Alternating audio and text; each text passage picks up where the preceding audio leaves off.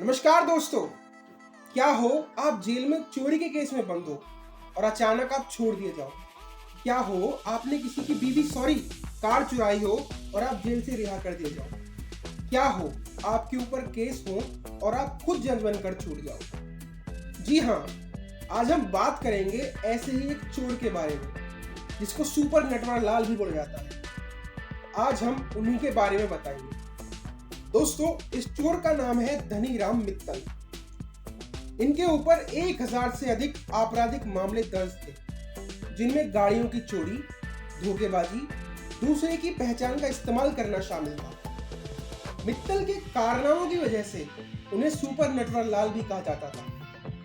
अब सवाल यह है कि लॉ ग्रेजुएट धनीराम मित्तल, जो एक हस्तलेखन विशेषज्ञ और ग्राफोलॉजिस्ट भी थे, आखिर सुपर नटवर लाल यानी कि चोर कैसे बने। आप चौंक जाएंगे इनके कारनामे जानकर और सोच में पड़ जाएंगे, आखिर अपने जीवन में कोई इंसान इतनी हेराफेरी कैसे कर सकता है। चलिए शुरू करते हैं। धनीराम 1939 में भिवानी के अंदर पैदा हुए थे। मित्तल ने बैचलर की डिग्री में लॉ भी की थी और जो स्टेशन मास्टर की नौकरी वो कर रहे थे, वो भी उन्होंने जाली दस्तावेजों पर बनाई थी। इससे आप समझ सकते हैं ये कितना बड़ा हेराफेरी वाला इंसान था।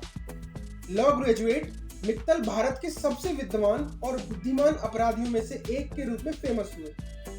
दोस्तों, मित्तल ने 1968 से 1974 तक जाली दस्तावेजों का उपयोग करके स्टेशन मास्टर के रूप में काम किया था और इसी दौरान मित्तल ने 1000 से अधिक कारें चुराई और 100 से भी ज्यादा बार जेल गए।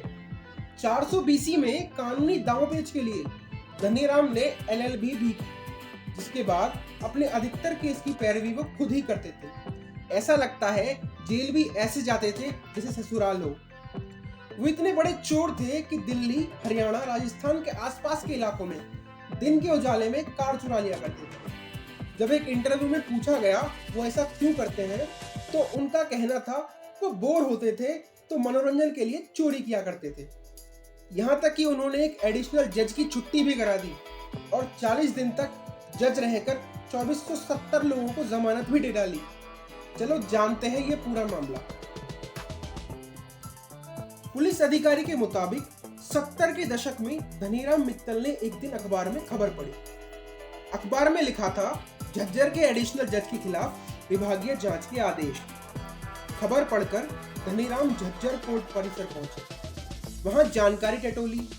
इसके बाद एक लेटर टाइप करके सीलबंद लिफाफे में रख दिया। जिस जज के खिलाफ विभागीय जांच थी, उनके नाम पर पोस्ट कर दिया। बकायदा हाई कोर्ट के रजिस्ट्रार की मोहर और हस्ताक्षर भी कर दिए। लेटर में विभागीय जांच पूरी होने तक जज को 2 महीने की छुट्टी का हुक्म तक दे डाला और असली चिट्ठी मानकर जज चले गए। उसके अगले दिन एक और हरियाणा हाई कोर्ट के नाम से लिफाफा पहुंचता है, जिसमें लिखा था कि एडिशनल जज के खिलाफ जांच चल रही है, ऐसे में कोर्ट का काम नहीं रुकना चाहिए, इसलिए इतने दिनों तक एक नए जज चार्ज संभालेंगे।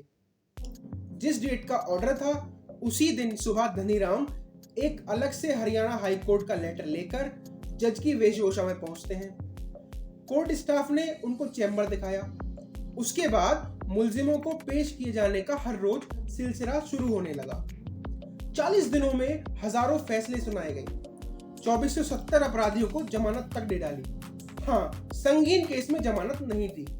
बाद में पोल खुलते ही धनीराम फरार हो गई। दिल्ली में धनीराम मित्तल के कारनामों पर सबसे ज्यादा ACP राजपाल डबास, जो पहले से SI थे और बाद में इंस्पेक्टर भी रहे, उन्होंने एक्शन लिया।